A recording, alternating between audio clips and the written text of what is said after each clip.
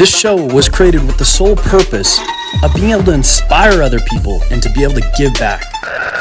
Hey guys, super excited for 2021. Everybody is asking about my New Year's resolutions. What are my goals? Man, 2020 was this crazy year. It was a big year for us.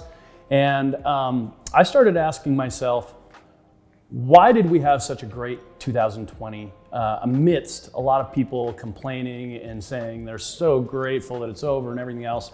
And ultimately, I look back and I realized that we had a fantastic year, mostly because we just weren't listening to a lot of the negativity around us. And as I started to think about plotting, charting, and setting goals for 2021, I wanted to develop a little bit of a formula that I could share with all of you on at least how it's worked for me and how I believe that you incorporating some of these things into your guys' daily lives and in your planning will definitely help you for 2021. So let me just go over some of these things. It's gonna be really easy because it's just 7 very, very simple things that we can do. You can start integrating into your life every single day.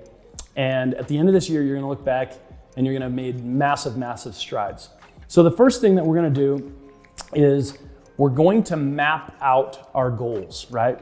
Being a goal getter is a very different thing than being a goal setter. And so one of the things that I know is that I've talked to people. I had this conversation actually a couple days ago with a guy where he's like, I don't really like to write my goals down.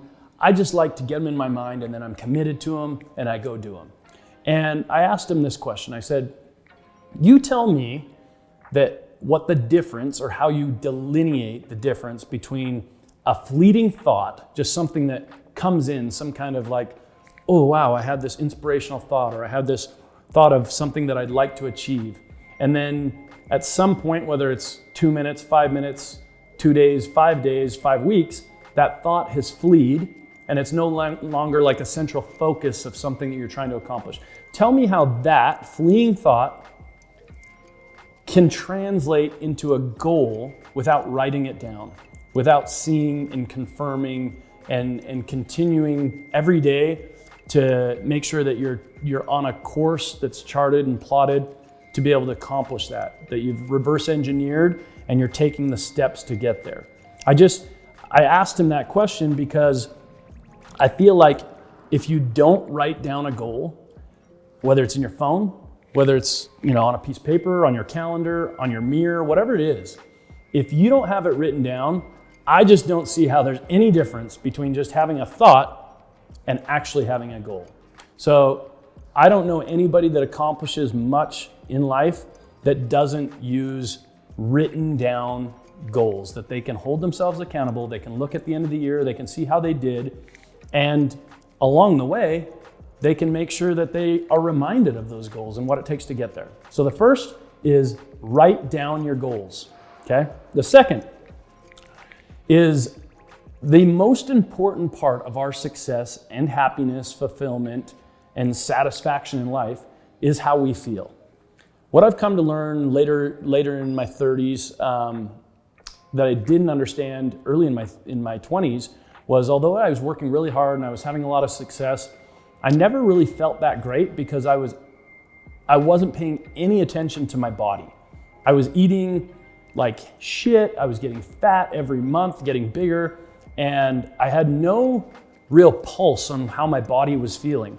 And what I've learned is that you'll never find the happiness, satisfaction, and fulfillment in your life if you don't take care of your health. And when I say that, I don't just mean like exercising. I don't just mean like, eating clean. I'm also talking about your mental health, your spiritual health, your relationship health. All of those things have to be a central focus as part of having this incredible 2021. And so for me, one of the things that I realized was I need to look at the last year and from a health perspective, what did I need to limit? What did I need to restrict? Was it fast food? Was that something that was contributing to my health not being as good as it could be? Was it time management? Was it discipline of just being able to wake up in the morning and make sure that I'm getting a workout in before my kids and my day and my work, hours started?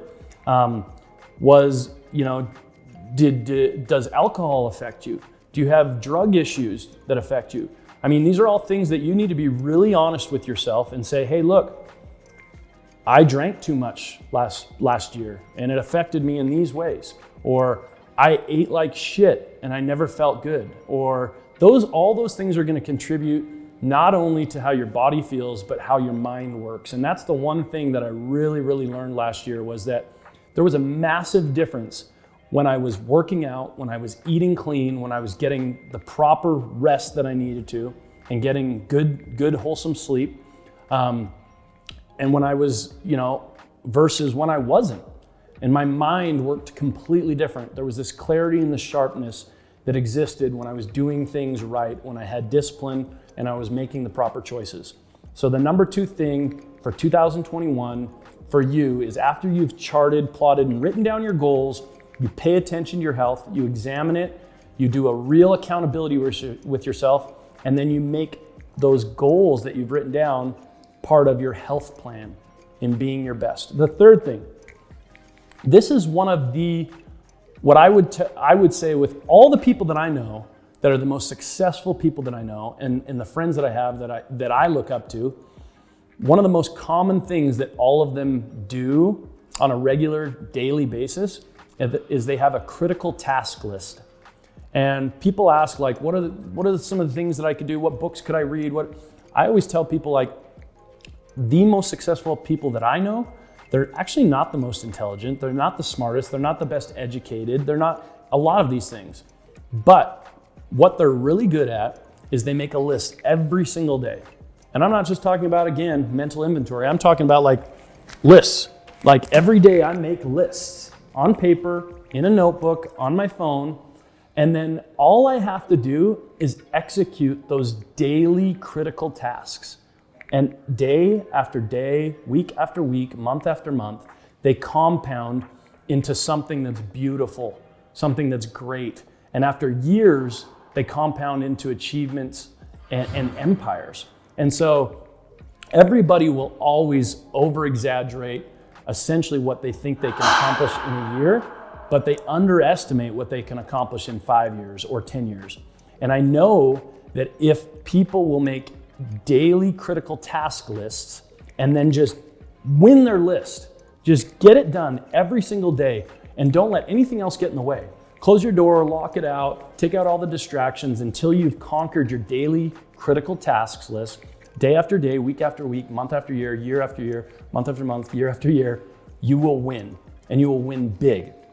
So everybody I know does that. Make sure that you have that daily critical task list, and it's based on priorities of urgency, efficacy, and as soon as you hammer those out, like my response to everybody is like, dude, I'm no smarter, I'm no better. I come from nothing, I don't have the resources, but one thing I'm really, really good at is I make a list every day and I beat my list. I beat the shit out of that list every single day.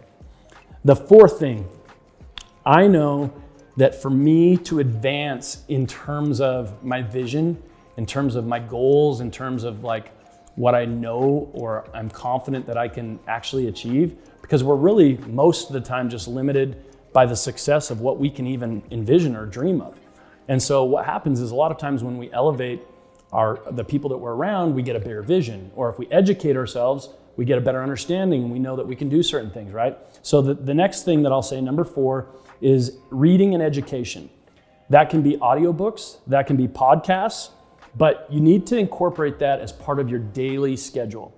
A lot of people will tell you that motivation, it's very passing, but habits, small daily habits, are really the key to kind of their success. And most of it starts in the morning.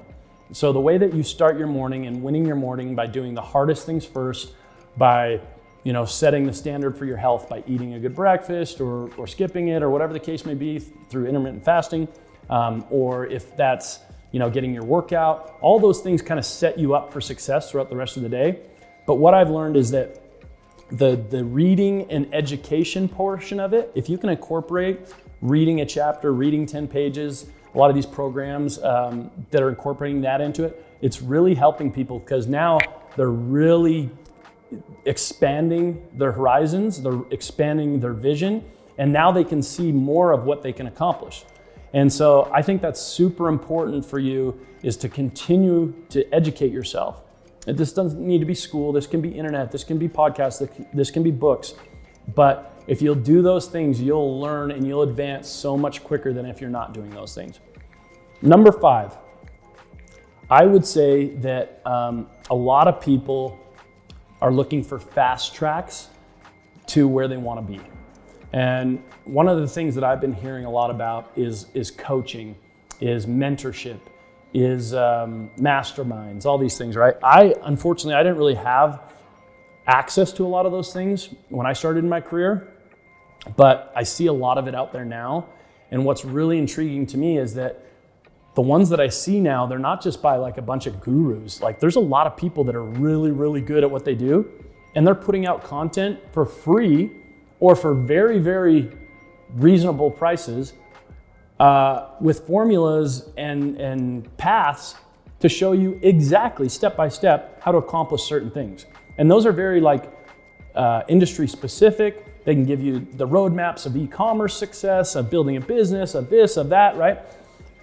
And it's super cool because, like, for instance, online, you can join Masterclass. It's an app, you download it, I don't know if it's like 50 or 100 bucks a year. Like some of the best people at every industry in the entire world have a Masterclass on there, and you can go on there and learn directly from the very best in the world.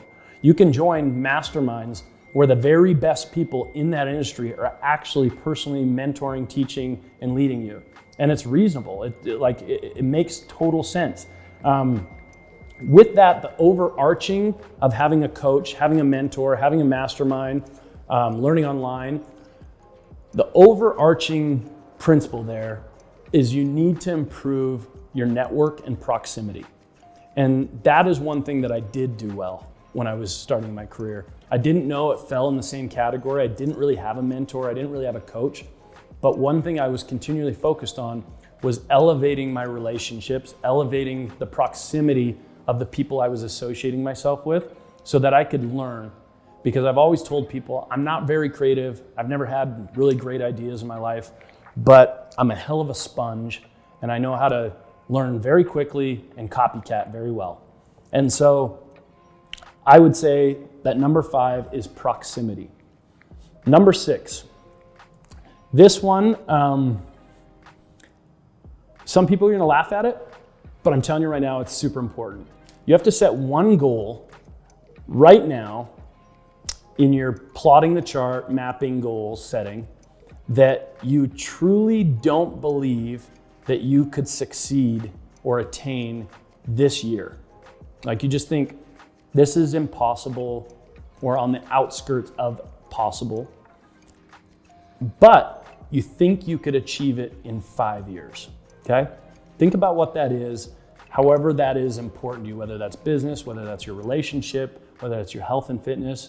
Set a goal that you don't think you could do in 5 years, as hard as you worked, but you think that you could do that you couldn't do in 1, but you think you could do in 5.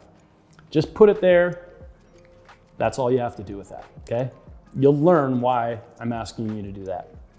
And then the last thing I'll say, number 7, is a concept that I'm not sure works for everybody in terms of being able to just always figure it out and win, but it's worked for me, and so I'm gonna pass it on.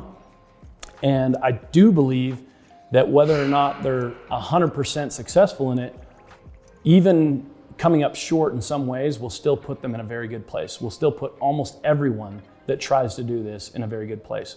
And the principle is I've always bitten off more than I can chew and just figured out how to chew it. And when I say that, I mean, you might not know how to do it, but say yes. You might not know how you're gonna afford it, but say yes. You might not know how you're gonna fulfill on the value, but say yes. And then figure it out. Most of the time, with the right attitude and the hard work and the ethic, you will figure it out and you'll achieve those things that otherwise you would have thought, I'm not prepared, I'm not ready. You would have said no, and there's no chance you're gonna land in the place that you are. However, sometimes you're not gonna make all of them. You're not gonna fulfill, you're not gonna win at all of those things, but you'll win on some You'll accomplish some, and even the ones you fall short, you'll learn a shitload from. So those are kind of my 7 lessons to have a 21 that you really, really want to have. And I think an important part of being able to execute on these 7 things is you need to take a very hard look at yourself in the mirror and ask yourself, what excuses are you telling yourself right now that are preventing you from accomplishing any of these things? Like, be very honest with yourself. I did this the other day. I made a list, and I had to ask myself, like, on a daily basis, what am I telling myself as to what the excuse is why I won't wake up every morning at 5 a.m. and work out for an hour? What am I telling myself that I can't do this or I can't do that? If you will ask yourself those questions, identify what those are, and then just singularly extract those from the rest of everything else you have going on in your life, and you say, is that a good excuse as to why I'm not getting what I want? Almost always the answer will be no, because if you're solution oriented, you'll be able to come up with a solution for that in 3 seconds. It's really hard when it's ours, but I can guarantee that if that was your friend's and he was honest enough to share that excuse that he's telling himself every day, you'd be like, dude, that's the shittiest excuse. You could just do this, this, and this. And it'd be that simple. So you need to be honest and raw with yourself. Ask yourself those questions. What are preventing you? What are the excuses that you're making for yourself to not accomplish these things? And then commit to them. Commit to the solutions that come to your mind. Toss them away. Stop telling yourself those same lies and having those self-limiting beliefs. And I think that if you take these 7 things, you quit the excuses, you're gonna look back next year and you're gonna say, man, I changed my entire life. This show was created with the sole purpose of being able to inspire other people and to be able to give back.